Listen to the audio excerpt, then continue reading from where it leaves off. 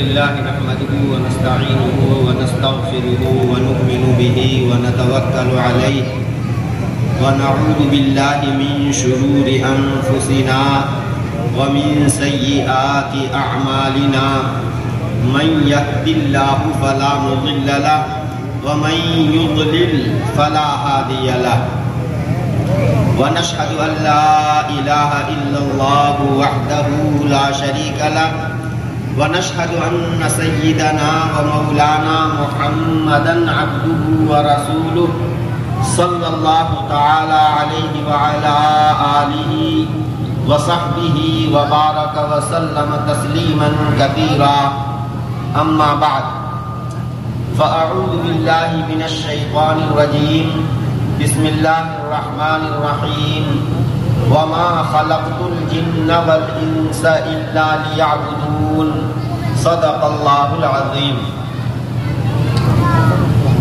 محترم و مکرم حضرات علماء کرام، معزز بزرگوں، عزیز دوستوں اور بھائیوں، پیارے بچوں اور ہماری آواز سننے والی معزز ماؤں، بہنوں اور بیٹیوں،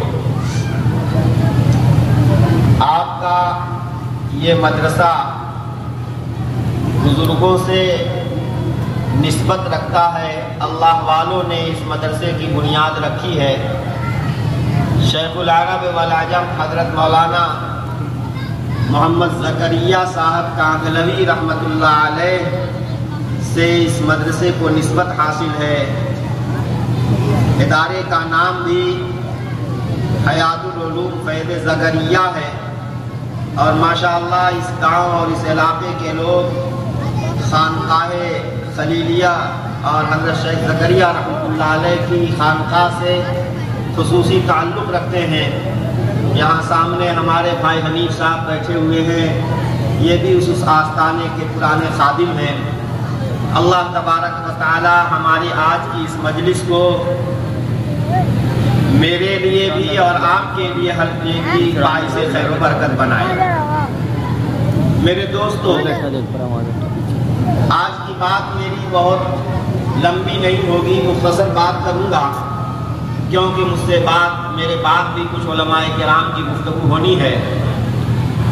میں نے ایک آیت کریمہ پڑھی ہے اور اسی آیت کی تفسیر میں ایک حدیث بیان کر کے میں اپنی بات پوری کروں گا. میرے بھائیوں اور دوستوں، ہمیں یہ سوچنا ہے کہ آخر ہم پیدا کیوں کیے گئے؟ ہمارے اس دنیا میں پیدا کیے جانے کا مقصد کیا ہے؟ ہم کیوں پیدا کیے گئے؟ ظاہر ہے کہ اللہ رب العزت نے ہمیں پیدا کیا. اللہ تعالیٰ حکمت والے ہیں، ان کا کوئی کام حکمت سے خالی نہیں ہوتا. تو آخر یہ اتنی بڑی آبادی، پوری دنیا کو اللہ نے جو انسانوں سے آباد کیا ہے، آخر کیوں انسانوں کو پیدا فرمایا ہے؟ اللہ پاک فرماتے ہیں کہ میں نے جنات اور انسان، چاہے جنات ہو چاہے انسان ہو، سب کو میں نے صرف اور صرف اس لیے بنایا ہے کہ وہ میری مان کر چلیں، میری بندگی کریں، اپنی منمانی نہ کریں، منچاہی نہ کریں، جس کے جی میں جو آوے وہ نہ کرے. میں جو کرنے کو کہتا ہوں وہ کریں، جس طرح کرنے کو کہتا ہوں اس طرح کریں. یہ اللہ تبارک و تعالی نے ہمیں حکم دیا کہ انسان و جنات کی پیدائش کا مقصد صرف اور صرف بندگی ہے. اس کا نام ہے بندگی. بندگی آپ اس کو کہہ سکتے ہو غلامی. پہلے زمانے میں غلام بادی ہوتے تھے. جیسے آدمی ڈھول ڈنگر کا مالک ہوتا ہے، ایسے ہی ایک آدمی دوسرے آدمی کا مالک ہو جاتا تھا. جانور کا جس طرح سے مالک ہوا، اس طرح ایک انسان دوسرے انسان کا کسی وجہ سے مالک ہو جاتا تھا. اسے جو کھانے کو دے وہ کھا لے، جو پہننے کو دے پہن لے، اور جو کام بتائے اسے ڈھنگ اور سلیقے سے کرے، مالک پر اعتراض نہ کرے. جو غلام اس شان کا ہوتا تھا وہ غلام اپنے مالک کا چہیتا ہو جاتا تھا اور مالک کی آنکھ کا تارا ہو جاتا تھا۔ میرے دوستو، اللہ رب العالمین ہے، اللہ تبارک و تعالیٰ نے ہمیں پیدا کیا، پیدائش سے پہلے ہی ہماری ضرورتیں مہیا کر دی۔ پیدا ہونے کے بعد ایک ایک لمحہ میں جن جن چیزوں کی ہم کو ضرورت ہے اللہ نے وہ سب فراہم کر دی ہیں، وہ سب ہمارے لیے بنا دی ہیں۔ اتنی نعمتیں ایک لمحہ میں، اتنی نعمتیں اللہ کی ہم کو ملتی ہیں کہ اللہ پاک فرماتے ہیں وَإِن تَعُدُّوا نِعْمَتَ اللَّهِ لَا تُحْصُوهَا، اگر تم اللہ کی نعمتوں کو گننے پر آؤ تو تم گن ہی نہیں سکتے۔ ہر سانس جو اندر جاتی ہے نعمت، جو سانس باہر آتی ہے وہ نعمت، اور اس سانس لینے اور نکالنے میں نہ جانے کتنی نعمتیں بندے پر برستی ہے، بندے کو اس کا علم بھی نہیں ہوتا۔ اگر وہ نعمتیں اللہ کی رک جائیں ایک لمحے کے لیے تو اس کی زندگی کا خاتمہ ہے۔ میرے دوستو، جب اللہ کی اس قدر نعمتیں ہمارے اوپر ہیں، اس قدر احسانات ہیں، تو یقین مانو کہ اللہ کا حق بھی ہمارے اوپر بڑا ہے۔ لیکن اللہ تبارک و تعالی ہم سے یہ نہیں چاہتا کہ ہم 24 گھنٹے سجدے میں پڑے رہیں۔ اللہ تعالی ہمیں اپنی ضرورتیں پوری کرنے کے لیے پوری آزادی دیتا ہے، لیکن اس کا لیے اللہ نے ایک قانون اور ایک نظام بنایا ہے۔ جس طرح اللہ نے اپنے نبی صلی اللہ علیہ وسلم کے ذریعے ہمیں یہ قانون اور نظام دیا ہے، ہم اس پر عمل کریں گے اللہ ہم سے خوش ہوگا، اور اس کے خلاف کریں گے اللہ ہم سے ناراض ہوگا۔ بندگی کا کمال، جس قدر بندہ اپنی بندگی میں پکا ہوگا، جس قدر بندہ اپنی بندگی اور غلامی میں پکا ہوگا، اتنا ہی زیادہ اپنے مالک اور خالق کی نظر میں محبوب اور پیارا ہوگا، اور جتنا ہی بندہ اپنی بندگی میں کچا ہوگا اتنا ہی اللہ تعالیٰ کی نظر میں لچا اور اللہ کی نظر میں انتہائی حقیر ہوگا۔ بندگی میں کمال کیسے آئے گا، یہ سوچنے کی چیز ہے۔ میرے دوستو، حضرت نبی کریم صلی اللہ تعالی علیہ وسلم نے اللہ کے حکموں کو کھول کھول کر بیان فرما دیا۔ قرآن پاک میں اللہ تعالیٰ نے بندوں کو جو تعلیمات، جو ہدایات، جو حلال حرام، جو کچھ بھی بندوں کو اللہ نے ہدایتیں دی ہیں، حضرت نبی جی صلی اللہ علیہ وسلم نے ان سب کو اچھی طرح کھول کھول کر ہمیں سمجھا دیا ہے۔ کچھ بھی اس کے اندر کوئی پوشیدگی اور اس کے اندر کوئی کمی نہیں رکھی گئی ہے۔ اب ایک میں حدیث پڑھتا ہوں، اس میں اسی آیت کی تفسیر کی گئی ہے۔ میرے آقا صلی اللہ علیہ وسلم نے ارشاد فرمایا، حضرت ابو ہریرہ رضی اللہ تعالیٰ عنہ حدیث کے راوی ہیں، کہتے ہیں کہ ایک مرتبہ نبی جی صلی اللہ علیہ وسلم نے ہم صحابہ کو مخاطب کر کے کہا، بھائی سنو، میں کچھ باتیں، بڑی اہم باتیں کہنے جا رہا ہوں، کون ہے جو ان باتوں کو مجھ سے لے لے تاکہ اس پر عمل کرے، یا پہنچا دے ان لوگوں کو جو میرے اوپر جو اس پر عمل کرے۔ حضرت ابو ہریرہ رضی اللہ تعالیٰ عنہ کھڑے ہو گئے، بڑے ہی علم کے حدیث تھے، نبی پاک صلی اللہ علیہ وسلم کی ایک ایک بات کو دھیان سے سنتے تھے اور اپنے پلوں میں باندھ کے رکھتے تھے، اور اس کو پھر بالکل اسی طرح امت کو پہنچانے کا کام انہوں نے انجام دیا۔ کھڑے ہو گئے، کہا اے اللہ کے رسول، میں حاضر ہوں اس خدمت کے لیے۔ فرمایا ادھر آ جا، قریب آ جا۔ ہاتھ میں 5 انگلیاں ہوتی ہیں، 5 بڑی اہم باتیں ارشاد فرمائیں، ایک ایک بات فرماتے گئے اور ایک ایک انگلی دباتے گئے، یعنی یہ میرے آقا صلی اللہ علیہ وسلم کو بات سمجھانے کا سلیقہ، بات کو اس طرح سے ایسا بیک گراؤنڈ اور ایسا پس منظر قائم کرتے تھے کہ سننے والے کے دل کے اندر بات گہرائی میں اتر جاتی تھی اور بالکل اس کے دماغ میں سیٹ ہو جاتی تھی، وہ کبھی بھولتا نہیں تھا۔ کیا فرمایا؟ نمبر 1، 5 بڑی اہم باتیں۔ نمبر 1، اتق المحارم تکن اعبد الناس، تمہاری زندگی کا مقصد بندگی ہے نا، بندگی میں کمال کیسے آئے گا اس بات کو جان لو۔ فرمایا اللہ نے جن چیزوں کو حرام قرار دیا، منع قرار دیا، ان منع کی ہوئی چیزوں سے اپنے آپ کو بچا لو تو تم سب سے اچھے بڑھیا بندے بن جاؤ گے۔ اتق المحارم تکن اعبد الناس، اللہ کی حرام کی ہوئی چیزوں سے پرہیز کر لو تو تم سب سے کامل، سب سے اچھے بندے بن جاؤ گے۔ تمہاری بندگی کا کمال یہ ہے کہ تم حرام سے بچ جاؤ۔ اللہ اکبر۔ حالانکہ دین کے بہت سے کام ہیں، ایمان سب سے پہلے ضروری ہے، اس کے بغیر تو کوئی عمل قبول ہی نہیں ہوگا۔ اس کے بعد نماز، کلمہ کے بعد سب سے بڑی چیز جو ہے وہ نماز ہے۔ 5 وقت کی نماز ہر بالغ مرد اور عورت پر فرض ہے۔ بندوں کو جو تعلیمات، جو ہدایات، جو حلال حرام، جو کچھ بھی بندوں کو اللہ نے ہدایت دی ہے، حضرت نبی صلی اللہ علیہ وسلم نے ان سب کو اچھی طرح بول بول کر ہمیں سمجھا دیا ہے۔ کچھ بھی اس کے اندر کوئی پوشیدگی اور اس کے اندر کوئی کمی نہیں رکھی ہے۔ اب ایک حدیث پڑھتا ہوں، اس میں اسی آیت کی تفسیر کی گئی ہے۔ میرے آقا صلی اللہ علیہ وسلم نے ارشاد فرمایا، حضرت ابو ہریرہ رضی اللہ تعالیٰ عنہ حدیث کے راوی ہیں، کہتے ہیں کہ ایک مرتبہ نبی صلی اللہ علیہ وسلم نے ہم صحابہ کو مخاطب کر کے کہا، بھائی سنو، میں کچھ باتیں، بڑی اہم باتیں کہنے جا رہا ہوں، کون ہے جو ان باتوں کو مجھ سے لے لے تاکہ ان پر عمل کرے یا پہنچا دے جو لوگوں کو جو میرے مجھے پر عمل کرے۔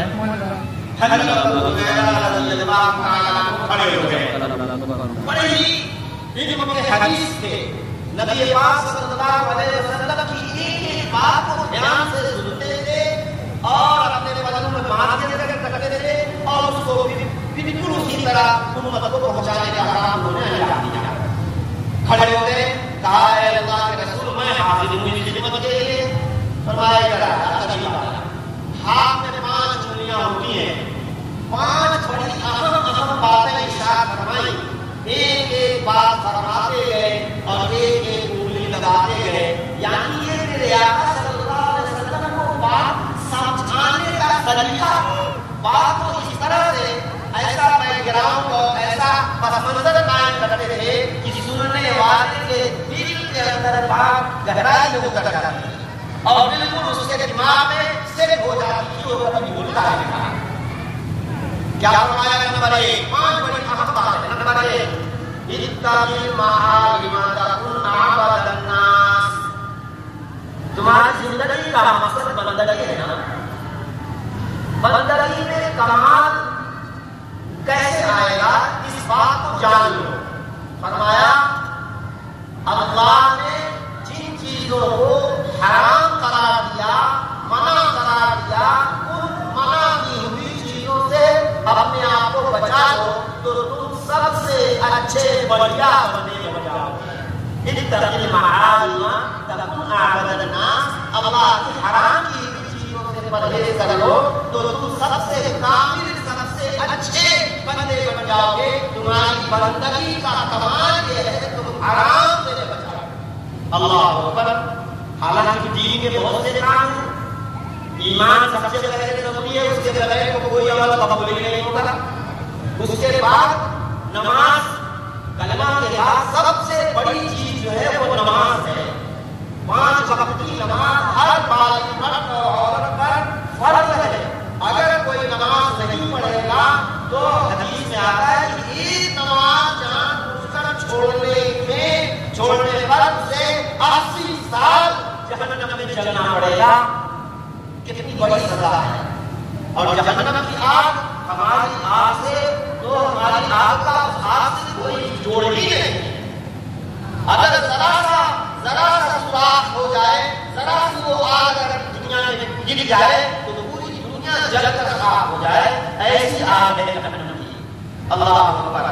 تو میرے دوستو، نماز ہے، روزہ ہے، رمضان المبارک کا روزہ، اور جس کو اللہ تبارک و تعالیٰ نے کعبہ پہنچنے کی وسعت اور اس کے اوپر حج فرض ہو گیا تو حج کرنا اس کے اوپر فرض ہے، اس میں تاخیر کرنے میں گناہ ہوگا۔ تو نماز ہے، روزہ ہے، حج ہے، زکات ہے کہ سال کا مال کا 40واں حصہ جو ہے وہ فقراء اور مساکین کو نکالنا فرض ہے، وہ ایک ناپاکی ہے، وہ اگر زکات نہیں نکالی جائے گی تو بقیہ مال ناپاک اور منحوس رہے گا، اس کی برکت بھی ختم ہو جائے گی، اللہ ناراض ہے۔ تو یہ سب چیزیں جو کرنے کے کام ہیں وہ اپنی جگہ پر ہیں۔ فرمایا گیا حرام سے بچنا بندگی میں کمال ہے، حرام سے بچنے کو اللہ نے بندگی، نبی صلی اللہ علیہ وسلم نے بندگی کا کمال بتایا۔ وہ کیسے؟ مثال کے طور پر سوچو، خدا نہ کرے ہمیں کوئی سنگین خطرناک قسم کی بیماری لگے، بیمار ہو جاتے ہیں، کسی کو شوگر ہو جاتی ہے، کسی کو دل کی بیماری ہو جاتی ہے، اور بھی بیماریاں، طرح طرح کی بیماریاں ہوتی ہیں۔ ڈاکٹر کے پاس گئے، حکیم کے پاس گئے، اس سے چیک اپ وغیرہ کر کے ہمیں دوا لکھی اور ساتھ ہی ساتھ ایک لسٹ میں لکھا ہے کہ تیری بیماری بڑی خطرناک ہے، تجھے دوا تو میں دے رہا ہوں لیکن یہ چیزیں تمہاری بیماری کے لیے نقصان دہ ہیں، اگر تم ان سے پرہیز کرو گے تو دوا کا فائدہ ہوگا، پرہیز نہیں کرو گے دوا کا فائدہ نہیں ہوگا۔ ان چیزوں کو ہاتھ مت لگانا۔ اگر مریض عقلمند ہے تو ڈاکٹر اور حکیم کی صلاح کے مطابق پرہیز کرے گا، دوا استعمال کرے گا، جلدی سود کرے گی دوا بھلا چلا ہو جائے گا۔ لیکن اگر مریض نادان ہے، دوا پہ دوا کھائے جا رہا ہے، قیمتی سے قیمتی دوائیں کھا رہا ہے، لیکن جن چیزوں سے پرہیز بتایا گیا ہے وہ اس کی بیماری کے لیے جو خوراک جو غذا نقصان دہ ہے وہی چیزیں کھا رہا ہے، تو یقین مانو اس کی بیماری جو کی جو باقی رہے گی، بڑھے گی گھٹے گی نہیں۔ میرے دوستو ٹھیک یہی حال ہے اللہ پاک نے ہم سب کو ہمارا وطن جو جنت ہے وہاں پہنچنے کے لیے کچھ تو اللہ نے دوائیں دی ہیں جس سے ہماری روحانیت طاقتور ہوگی اور ہم جنت میں پہنچنے کے لائق ہوں گے۔ ایمان، عمل صالح، یہ دوائیں، نماز، روزہ، حج، زکات، قرآن کی تلاوت، درود، ذکر، یہ سب اچھے کام، یہ سب دوائیں ہیں، لیکن میرے بھائیوں اس کے ساتھ ساتھ ہماری روحانیت کو، ہم سب روحانی بیمار بھی ہیں، طرح طرح کی بیماریاں ہمارے اندر ہیں، ان بیماریوں سے کی شفا کے لیے روحانیت کو طاقتور بنانے کے لیے نبی صلی اللہ علیہ وسلم نے چیزوں سے پرہیز بتایا۔ پرہیز اگر ہم کریں گے تو یہ تمام دواؤں نہیں، اور پرہیز نہیں کریں گے تو ان دواؤں سے کوئی فائدہ نہیں ہوگا۔ جن چیزوں سے پرہیز بتایا گیا ہے وہی حرام ہے، وہ تمام کی تمام چیزیں حرام ہیں۔ شرک سب سے بڑا حرام ہے، شرک کے ہوتے ہوئے کوئی نیکی قبول نہیں ہوگی، بلکہ شرک کی معافی اللہ کے یہاں ہے ہی نہیں۔ شرک تو بغاوت کا نام ہے، بغاوت ایسا جرم ہے کہ اس کی معافی دنیا کے کسی قانون میں نہیں ہے۔ شرک کے بعد میرے دوستو جھوٹ بولنا بہت بڑا گناہ ہے، گناہ کبیرہ ہے جھوٹ بولنا۔ میرے دوستو ہم جھوٹ بولنے کو بڑا ہلکا سمجھتے ہیں، معمولی بہانے سے ہم جھوٹ بول دیا کرتے ہیں، حالانکہ جھوٹ بولنے کو میرے آقا صلی اللہ علیہ وسلم نے بڑے گناہوں میں بار بار دہرا کے کہا ہے، الا وقول زور، الا وقول زور، الا وقول زور۔ سن لو، جھوٹ بولنا، جھوٹ بولنا، جھوٹ بولنا بڑے گناہوں میں ہے۔ اور میرے دوستو زنا، اللہ نے جنسی خواہش مرد و عورت میں رکھی ہے، اس جنسی خواہش اس لیے رکھی گئی ہے کہ اللہ کے بتائے ہوئے قانون کے مطابق نکاح کیا جائے، اور نکاح کے بعد مرد اور عورت کا آپس میں ملاپ ہو، اس سے اللہ تبارک و تعالیٰ اولاد عطا فرماتے ہیں۔ تو یہ جو جنسی خواہش کی تکمیل کا ذریعہ نکاح ہے، اس نکاح کے علاوہ کوئی بھی طریقہ اختیار کیا جائے گا وہ حرام ہے، ناجائز ہے، اور اس حرام کی وجہ سے رزق کے اندر تنگی ہوتی ہے، اس حرام میں ابتلا کی وجہ سے بارش ہو جاتی ہے، اس حرام میں مبتلا ہونے کی وجہ سے اور بھی طرح طرح کی بے چینیاں اور پریشانیاں آتی ہیں۔ عفت اور پاکدامنی کے اندر سکون ہوتا ہے میرے بھائیوں، اور عفت اور پاکدامنی نہیں رہے گی تو ہماری زندگیوں کے اندر سکون نہیں رہے گا۔ تو حرام زنا بہت بڑا گناہ ہے، گناہ کبیرہ ہے، جھوٹ بولنا گناہ کبیرہ ہے، حرام کھانا، حلال طریقے سے کمائی کرنے کا حکم دیا گیا ہے، حلال میں برکت رکھی ہے، نورانیت رکھی ہے، اور حرام طریقے پر جو کمائی حاصل کی جاتی ہے، چاہے وہ سود ہو، چاہے وہ لاٹھی ہو، جوا ہو، چوری ہو، ڈکیتی ہو، جس طریقے سے بھی حرام کمائے گا، بتا حرام کھائے گا تو حرام کھائے گا تو حرام کی عزت ملے گی اور حرام کام کرے گا۔ میرے دوستو، اگر ہم چاہتے ہیں کہ ہمیں نیکیوں کی توفیق ملے تو ہمیں حلال پاکیزہ رزق کھانے کا اہتمام کرنا چاہیے۔ اللہ تبارک و تعالیٰ فرماتے ہیں یا ایھا الرسول کلوا من الطیبات واعملوا صالحا، رسولوں کے معاملے میں رسولوں کی معرفت ہمیں پیغام دیا جا رہا ہے کہ حلال پاکیزہ مال کھاؤ، حلال پاکیزہ مال کھاؤ گے تو اس کا فائدہ یہ ہوگا کہ تم کو نیک کام کے اچھے کام کی توفیق ملے، اور حرام اگر کھاؤ گے تو نتیجہ یہ ہوگا کہ ایک تو اچھے کام کی توفیق نہیں ہوگی، اور اگر کرو گے لیکن تو قبول نہیں ہوگا۔ بعض دفعہ ہم دعائیں کرتے ہیں، بڑی رو کر دعائیں کرتے ہیں، حدیث میں آتا ہے کہ بعض آپ کی حد ہو جاتا ہے، پردہ پکڑ کر اے اللہ یہ کر دے، اے اللہ یہ کر دے، اے اللہ میرے گناہ معاف کر دے۔ حال یہ ہے کہ اس کا حرام کا ہوتا ہے، لباس حرام کا ہوتا ہے، پینا حرام کا ہوتا ہے، تو دعاؤں کی